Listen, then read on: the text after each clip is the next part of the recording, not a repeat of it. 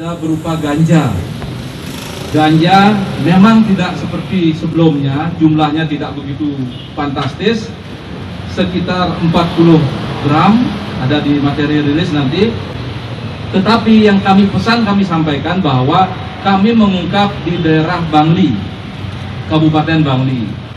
Jadi mengindikasikan bahwa narkoba itu masuk ke semua kabupaten yang ada di Bali. Kami sudah, BNP Bali sudah mengungkap di semua kabupaten yang ada di Bali terkait narkotika. Jumlahnya tidak banyak, tetapi perannya pengedar. Terus dia adalah seorang tukang cukur. Tadinya beroperasi di daerah Kuta, kemudian karena kesulitan ekonomi bergeser ke Bangli. Nah, asalnya dari Lampung. Nah, ini barang buktinya.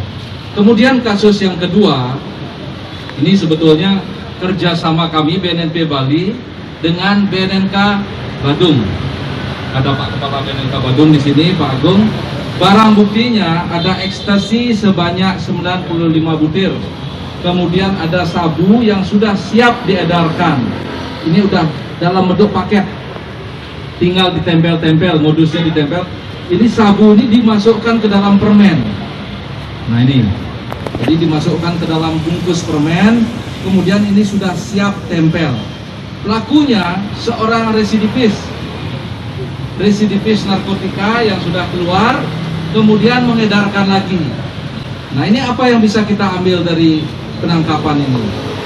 Bahwa pembinaan yang kita lakukan di lapas, yang sebelumnya sudah ditangkap kasus narkotika, setelah keluar, ini juga belum tentu bisa ada efek jerahnya. Nah ini yang kita ambil, kami petakan dari jaringannya. Kemudian dari jaringan ini kita kemudian petakan lagi.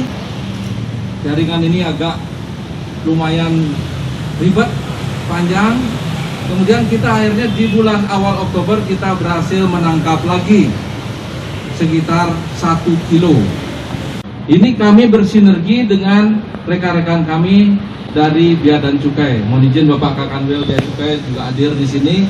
Kami lakukan penangkapan di Renon. Pelakunya seorang mahasiswa yang sudah semester 7. Kemudian kita tangkap. Alasannya adalah karena kesulitan ekonomi. Nah, apa yang bisa kita lihat dari sini? Bahwa dari tukang cukur sampai orang yang punya knowledge, seorang mahasiswa pun bisa terserang kasus narkotika, bisa terlibat dalam kasus.